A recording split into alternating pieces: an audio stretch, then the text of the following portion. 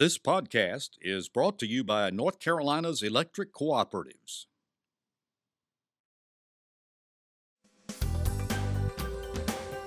This is NC Spin, an unrehearsed discussion on issues of interest to North Carolinians. Now, here is your moderator, Tom Campbell. Welcome to Ballots Debate for the Old North State. Hello, I'm Brad Crone, guest moderator this week, sitting in for Tom Campbell, who's out. Constitutional amendments, the crystal ball, the Army's Future Command Center, and learning something we don't know. It's a packed show this week. Let's jump right in. Joining us on this week's panel are Anna Beavon Gravely with Americans for Prosperity, Syndicated columnist and author John Hood, political analyst Chris Fitzsimon, and Dennis Wicker, former Lieutenant Governor of North Carolina. We begin our uninterrupted debate after these brief messages from our underwriters. Today's tools make you a real DIYer, and as a member of an electric cooperative, you have lots of valuable tools to help you do it yourself in controlling your home energy use and budget, leaving you free to be Dad. Quality of life enjoyed by North Carolinians comes from the sacrifice of our state and local government retirees. These men and women risked their lives in times of danger. They taught our children, kept our neighborhoods clean, and protected the state's resources. They are North Carolina's silent heroes.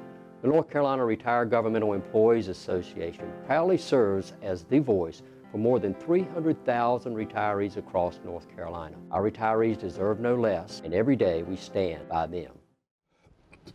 Let's get to it. Constitutional amendments were getting a lot of attention at the state legislature this week. There are a number of issues moving forward, including voter identification, updating crime victims' rights, capping the state income tax, and eminent domain. Question one to Chris Fitzsimon, is this the Republican majority posturing for the upcoming elections? Well, I think they support these things, but we know that it's them posturing for the elections because they've admitted it. Several Republican legislators have been quoted, leaders have been quoted saying these are things they believe will bring voters to the polls. I think it's a little disingenuous. Especially the voter ID amendment and the tax amendment, which I think are the two most significant of the one that you've mentioned. Why would we want to tie the hands of future general assemblies in the Constitution with how much taxes we can have in an emergency or any other time? And the voter ID amendment, I thought Jerry Cohen, a former longtime legislative staffer, wrote a very persuasive op-ed questioning a lot of the fundamental assumptions and pointing out how vague the amendment itself will be. John, a big question on this. If a general statute fails judicial review, what is the bar for a constitutional amendment? Well, if it's a federal constitutional problem, then it doesn't matter whether it's a statute or a state constitutional amendment, it still faces the same problem. So that's not really resolved by putting in the Constitution. On the other hand, of course, if there has been previously a bill that has been struck down as violating the state constitution, then an appropriate remedy is to amend the state constitution. A state constitutional provision can't be contrary to the state constitution. So right. That's the answer, I think. Well, Dennis, the devil's in the details. A lot of language would have to be worked out from a statutory standpoint. What does that mean? Well, it means that the devil's in the details, and we don't have that. I think in these amendments, we've yet to see what the details are. I think people deserve the right to know what they would be before they vote on them. And the thing that strikes me out about all of this, and I think Chris is right, there's no clamoring for the right to fish and hunt. That'd be one of the constitutional amendments they would want to put on the ballot. There's no clamoring for these other ideas that are being floated, and I think the voters are going to be somewhat confused, but I see the ploy, and it's clever, but I'm not sure it's needed at all. Anna, is a red meat issue for both Republicans and Democrats, the voter ID issue? Does it gin up both bases? I think it actually gins up the Democrat base a little bit more than the Republican base. We've seen Democrats come out, we've seen protest after protest. It seems to be a major issue for the Democrat Party. Crime victims' rights, another major component that we're seeing move forward. Any movement on that front with Marsy's Law? I haven't heard that one getting the same level of attention regarding putting an amendment on the ballot. I have heard about the Elections Board idea that they might try to put on the ballot the bipartisan, evenly split between the two major parties kind of system that they tried originally to do in statute, and that didn't survive. I think that's something that would go on the Constitution, and if they believe strongly, then that is appropriate, because that really was a state constitutional matter. Reaction to the legislature vetoing the governor's budget, was that a foregone conclusion, Dennis? Oh yeah, that was all in the formula in the beginning. Without the process they had, there was not much process at all. I mean, it was put in a way that you didn't have much input in the budget. I think that they were ready to override the veto from the very beginning. That was in the planning of the majority party in the legislature. And the legislature's still in session. Republicans have already begun sending out digital advertising criticizing their Democratic opponents for voting against a pay raise for teachers, more money for school security, and more pay for corrections officers. Meanwhile, the Democrats are debating process, telling voters they were left out of the budget deliberations. It's campaign season. What is the crystal ball looking like? Question 1 to AB. What's your crystal ball telling us? Well, it's not quite a wave yet. I still think it's a little bit more than a trickle, but not quite a wave when it comes to Democrats taking over. We're going to see a lot of Republicans hurt in urban areas, but we'll probably see a little more Democrats hurt in rural areas. Chris, the Democrats, are they able to campaign on a budget message? Well, I think they can campaign that they wanted to give folks a larger pay increase, but they weren't allowed to participate. I do think, and we've talked about this on the show before, the Republicans want to make this local elections all over the state. The Democrats want to make it a statewide or even national election. There was recently a district in Wisconsin that was overwhelmingly for Scott Walker and Donald Trump that the Democrats captured. They've won a lot of these special elections. It'd be interesting to see if the anti-Trump, especially in the urban areas, plays a role even in legislative races. Dennis, are you seeing energy in both bases? Are you seeing the Democrats more energized than the Republicans? What's your thought process? I'm not sure about the Republican base. I do know in the Democratic base, I think there's a lot more energy for an off-year election than I've seen in the past. A lot more organization, a lot more energy. I think that what we have to do on the Democrat side is to come up with ideas and concepts that what they would do or the Democrats would do, not just rely on the so-called anti-Trump message. John, breaking the supermajority is a big challenge for the Democrats. Do they get it done in November? I'm not convinced that both chambers have the supermajority really at risk. In other words, I think the Senate is a harder nut to crack for the Democrats than the House. Right now, I'm sort of in the same place everybody else is. I think the Democrats have an edge. You would expect the Democrats, in kind of any normal situation with a Republican in the White House, Republican Congress, you would expect the Democrats to have, everything else being equal, a bit of a momentum edge. I think what cuts against that are two things. One of them is the economy. People are generally pleased with the trajectory of the economy, and that's usually not bad news for the incumbent party. And the other thing that cuts against is what Dennis was getting at, this notion of everything being anti, negative, anger. That does gin up the troops, so to speak, but you actually do need a little bit of appeal to the people who show up, who split their tickets. They may only be a few percentage points, but they matter. And right now, that positive message, I think Democrats are still struggling with. Although the message in 2010 was anger and anti-Obama. That was the election in 2010, and that's what gave the Republicans a majority in North Carolina, and it was a huge congressional win across the country. So I'm not saying that that's the right thing. I think the Democrats do need a positive message, but anger, especially at an incumbent president, has been very powerful in our recent past. Brad, excuse me just a minute, but I would say, I want to join one thing Chris said, that John said, I think is true. I think really that one thing that is holding up the Trump message is the economy. People are pretty happy. They're getting a paycheck now. A lot of jobs out there. A lot of jobs out there. The economy seems to be expanding Will and the doing tariffs well. kick in, though, before the election? Well, that's the question. And I think if that goes away, then I think there could be another big question mark going into this election cycle, AB's judicial elections. And Monday, filing for judicial seats at the district court level, Superior Court level, Court of Appeals, and Supreme Court start. The big kahuna is going to be the fight for the Supreme Court. Absolutely. And I'm excited to see people actually start paying attention to this. I feel like it's been a little bit under the radar. People have been talking about wanting to pay attention to it, but I think we'll see a lot more people starting to pay attention to it, especially as polling comes out against Jackson and Earls. And we had a poll come out this past week. Civitas has been polling this issue, this race several times. And the most recent poll, the race actually narrowed into essentially a tie between Anita Earls, the presumptive Democratic-ish nominee, and Barbara Jackson, the incumbent, who's endorsed by the Republicans. Of course, there could be other candidates. Well, that's very interesting, too. I mean, you get a number of Republicans and maybe one or two more Democrats who filed for the Supreme Court. It all gets jumbled up. We have a shotgun election. What does that mean, Dennis? Well, what it means is I think the Supreme Court race and other judicial races is going to fall the same way that the general races do in the legislature. People don't know who they're voting for in judges. I get the calls all the time. You perhaps do too. Who are these judges? I think how those races go is how what party's base comes out and is energized and comes to the polls on Election Day. It's worth pointing out that we had a counterexample of that in 2016 with Mike Morgan being elected to the Supreme Court, even though most of the other statewide races went Democratic, or Republican. He was the Democrat in that race. But he wasn't labeled as such, and he was first on the ballot, and lots of people, I think, thought that he was the Republican and voted for him. So I think in general, Dennis is right that these judicial races will more or less follow the mood, but the Supreme Court might be the one that people actually learn at least a little bit about. Clearly going to be the big race that people are watching on the judicial front. Bloomberg News was reporting earlier this week that Raleigh and Boston are the two leading cities in the U.S. Army search for a new future command center. The Army is looking for strong partnerships with research institutions such as the Triangle's regional universities and Research Triangle Park. The new Futures Command Center will employ more than 500 civilians with high-paying research jobs. Question one to Dennis Wicker. At the end of the day, Governor, are we going to see a Futures Command Center here in the Raleigh-Durham area? Brad, I actually think we've got a very good shot at landing the Army Command Center. We got a lot of things going for us. First, I think we have a huge military presence in this state.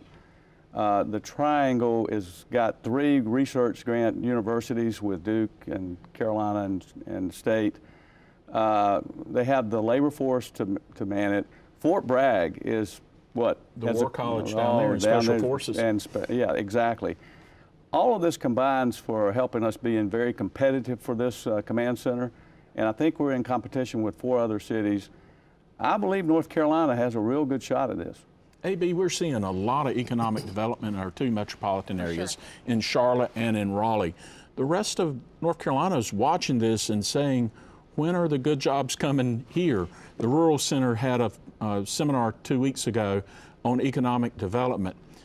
Are we continuing to see the divide between metropolitan and rural North Carolina, and are you seeing solutions to help boost up rural North Carolina? There's definitely still a divide. I think it's becoming starker and starker. And when you have 75% of JDIG funding going to Wake and Mecklenburg County, it's just so obvious, and it's harder for rural counties to catch up. There were news reports late this week, Chris, that both Amazon and Apple, top candidates in the Research Triangle Park. How do you deal with that growth? If we end up with that type growth, you're seeing continue explosive economic growth in Charlotte as well, putting a lot of pressure on infrastructure demands for the state along the I-85 corridor. Right, absolutely. I think the consensus in Raleigh is that Apple is very close to being done. It's not announced yet. I think Amazon's a little bit longer shot, but either one of those, certainly both of those, would put more strain on our infrastructure. But, you know, that's what growth and jobs bring. It's a good problem to have. It increases our tax base. I think it also brings up the transportation bond that's before the General Assembly. I don't know if any adjustments will be made to that, how that money is used if one or both of these corporations come, but there is an expense. But in the long run, you want to be a state that's in the running for these projects. I think it shows that North Carolina still has a lot to offer. John, what's the politics of the economic development message that we're seeing growth in North Carolina? The Republicans are saying it's because they fixed the tax issue. The Democrats are saying because we have great investments in our educational institutions. Yeah, the Republican message, they're in charge. They've done some things that they predicted would lead to strong economic growth. We have strong economic growth. Now, as a social science matter, that doesn't establish that one causes the other. But as a political matter, it's pretty helpful. The Democrats, remember, spent the last almost 8 years predicting that the Republican policies would be bad, that they would hurt the economy. They would make North Carolina less attractive because they aren't spending enough money on education or infrastructure. That prediction doesn't look very good right now. So the Republicans have the better of the political argument separate from the merits. Dennis? You know, I would add to that I think for the first time we're seeing the Republican leadership and the Democratic leadership come together on some economic development matters. I mean, when they announced the money they were going to put in the budget for the Toyota Mazda deal, they were doing that jointly. I think when it comes to economic development matters, I think both parties come together trying to figure out how we can get these industries here and work together to get them there. Now, as to the question of whether or not we ought to invest more in education or whether we ought to look at tax cuts, I think we need to balance that, and that's an interest that both of them help get these industries to come here and our business to grow. And last but not least, I think our state has done a pretty good job of planning for this economic development growth. There's a corridor down US 1 from Raleigh to Pinehurst, happens to go right through Sanford, and it is planning its growth there. All of them are sort of coordinating that. And then there's a 421 corridor from Greensboro down to Fayetteville. And I really believe that we're poised to do some great things in economic development. I'm pretty positive about all of it. A lot of people are optimistic. Another great jewel in the state's our community college system. Do you see them continuing to expand their work training programs, AB? Absolutely, that's a huge need. As I've been meeting with business owners and leaders across the state, that's the one thing that they keep talking about. We have excellent taxes, they're continuing to go down. The economic burden is just decreasing, but they want to see more from community colleges. All right, time to shift to another topic. All across the state, insurance brokers are working with their business customers, bracing them for another round of rate hikes for their employee health insurance. In Maryland, rates could increase as much as 85%. In Tennessee, average rate hikes could be projected at 50%. Agents are telling customers all across the state. In North Carolina, we could see a 30% on average rate increase with their health insurance premiums. Question one to John Hood. What is going on in the health insurance market? What are we seeing with the Affordable Care Act? Well, those are two questions that are related but distinguishable. I mean, there is a broader story. The Affordable Care Act is not the main element in health care in America. It's not the main thing driving the insurance market in America because most people don't get their coverage through Medicaid or through the health insurance exchanges. There are broader changes happening in the market. People say, well, the Affordable Care Act exchanges are imploding, they're collapsing. That's an overstatement of the situation. Where I think this is going now that there's no longer an individual mandate, which never really bit that much anyway, is that these are going to become increasingly higher risk pools, not high risk, but higher than the average risk pools.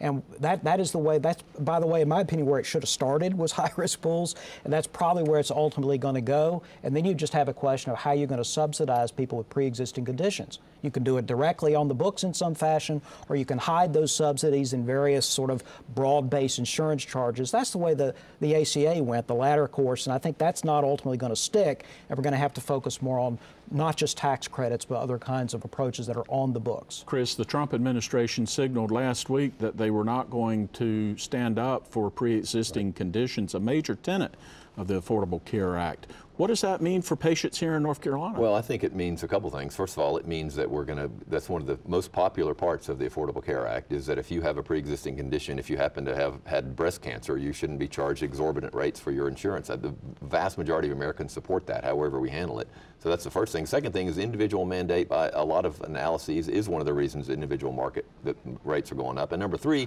we talked earlier in the show about what's the political calculation versus what's the merits of it. The Republicans run Congress, they run the General Assembly, they run the presidency. Those are the folks that people perceive are hurting the health, that's why their health care now is going up. The Trump administration owns this, and the Republicans in Congress own it. They've been in power. I think this is a huge political issue. You see all the polls, when you start asking people about health care before they vote, they blame the Republicans for what's happening now. Small business is going to be tremendously impacted by this, AB, especially, a 30% rate hike on rate hikes they saw last year, 16, 17% in North Carolina. What's it mean for small business? Can they access affordable health care coverage for their employees? Yeah, so that's going to be a struggle for sure. But one thing that I think that this conversation, what we've left out a little bit is as we're looking at rate hikes and staring down the barrel of Obamacare, there are lots of other opportunities where we can open up the market and we can increase access to health care through direct primary care, telemedicine, and Scope of practice. Scope of practice. Allowing other health providers to deliver services at a lower cost. This is a good point. We talk about healthcare costs and we equate it with insurance premiums, but what we're not talking enough about is the actual cost of delivering care. That's what we've got to tackle. Dennis? You know, I was very involved in this when I was Lieutenant Governor. I provided a program for small businesses to get access to health care. The one thing I learned from that is when you try to plug one hole in the dike, it starts spouting out somewhere else. And I think Congress and the Trump administration had a great opportunity to help fix and use the Obamacare model and fix it back when they were debating it, but they failed to do that. Right. I think the American people are going to be upset if we don't have health care for everybody at an affordable price, and I think there's a price to pay for that politically. Chris, we're tight on time, but Medicaid expansion in North Carolina legislature signaled this week it's a no-go. Well, they not only signaled it's a no-go, the House put a provision in to actually study what it would do. The Senate won't even study it. So where are we that we have 34 states, including our neighbor to the north, that has expanded Medicaid, and we won't even take a look at what it would do in North Carolina? I think that was a big mistake. John, what are the options when it comes to that population, your working poor in North Carolina, to get access to affordable care coverage? Well, remember that if you don't expand Medicaid, then there's more eligibility to go into the exchanges. You can go into the exchanges at 100% of poverty rather than a higher threshold. One thought might be, as we reform those exchanges and allow lower cost plans to allow people to go into those plans even if they're below 100% of poverty, that will be an alternative to a Medicaid or some hybrid of the two. But what a lot of states are now looking at is the more flexibility they have to input work requirements or other kinds of changes to their Medicaid programs. That's why some of these more Republican-leaning states are now looking again at the issue. Well, let me ask you this on Medicaid capitation, on managed care. It's being implemented right now. What's the update on that? Well, we have more or less a green light from Washington, but I think that the proof will be over the next several years as it is implemented to see if we can really effectively do that with the various Medicaid populations, some of which are costlier than others. No doubt we're seeing a lot more predictability when it comes to the Medicaid market. Now, one of my favorite parts of the show is asking the panelists to tell us something we don't know. We'll go around the table. We'll start with Governor Wicker. Brad, we have 77,400 miles of maintained roads in North Carolina, the most in the country, more than California, more than Texas. They are financed by the gasoline tax. A majority of it is financed by the gasoline tax. As cars become more and more powered by battery and electricity, what does that mean to the revenues for maintaining these state roads? We need to start thinking about that. And they're moving on that right now, $300 billion. How much? $300 million? $300 billion bond issue. But how are we going to pay that if gasoline tax revenues are going down? Start running out. Something for us to look at. John Hood, tell us something we don't know. The budget's done, but we also got our May numbers about North Carolina's state budget, and actually the revenue surplus went down a little bit from what my previous calculation. Still healthy, it's still positive, but it's not quite as large. We had about a 4% increase in revenue, and in terms of operating spending, about 3.3% increase year to date. That means we're running a surplus, but I want lawmakers of both parties, everybody to know that there's no free lunch, and that we have to watch spending over the next several years in order to avoid any kind of structural deficit coming up. So we need to be watching these numbers very carefully and make no great sweeping plans until you have a better sense of how you're going to pay for it. So we're running a surplus right now. The economy driving that. You think we'll continue to see surplus going into third and fourth quarter? Yes, but I just want to say the surplus is not gigantic. It's not this huge pot of free money. Let's spend it or cut taxes again in some large way. The surplus is not quite as large as some people perhaps thought it was. AB, tell us something we don't know. We've talked a lot about how North Carolina has been a focus for different businesses, Apple, Amazon. But what's really interesting is that we've been ranked #1 by Site Selection magazine when it comes to the state to invest in. And there have been a lot of people who have been saying that the next big idea is going to come out of RTP. Very interesting. Chris, tell us something we don't know. Well, we at the beginning of the show, we talked about constitutional amendments. One of them is putting a statutory or a constitutional limit at I think it's 5.25% on the state, 5.5% on the state income tax.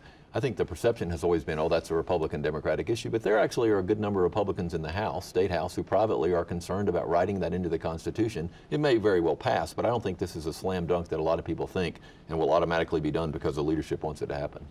What's the impact on future legislatures when you tie their hands like that well, from a revenue standpoint? That means if you want to raise revenue, you have to do it other ways. Fees, sales tax, force local governments to raise property tax, borrow money. It just takes a big part of the state's revenue base out of the legislators' hands, and that's where it ought to be debated, I think, is by the people that people elect. We've got a lot of activity going on at the legislature this week, next week.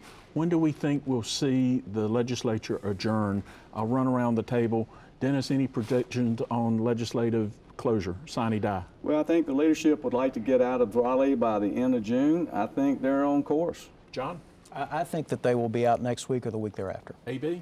Definitely missed the first deadline, so I think they'll make the end of June. They want to give Governor Cooper 10 days to veto things so they can override it while they're in session, and then they'll do the amendments. I think it'll be 2 weeks. Great. You've heard our spin on the issues of the day. To stay informed all during the week, give your feedback and read Tom's weekly column. Visit our website at ncspin.com or catch us NC Spin on Facebook. Join us next week when we'll have more balanced debate for the Old North State. Until then, stay informed and watch out for the spin.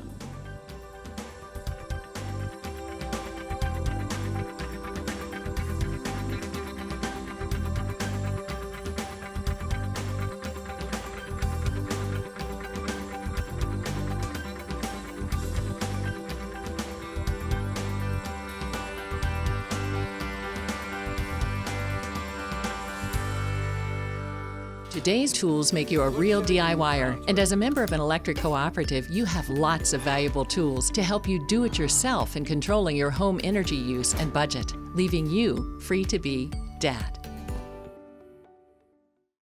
Quality of life enjoyed by North Carolinians comes from the sacrifice of our state and local government retirees. These men and women risked their lives in times of danger. They taught our children, kept our neighborhoods clean, and protected the state's resources. They are North Carolina's silent heroes. The North Carolina Retired Governmental Employees Association proudly serves as the voice for more than 300,000 retirees across North Carolina. Our retirees deserve no less, and every day we stand by them. North Carolina Channel is made possible by the financial contributions of viewers like you who support the UNC TV network.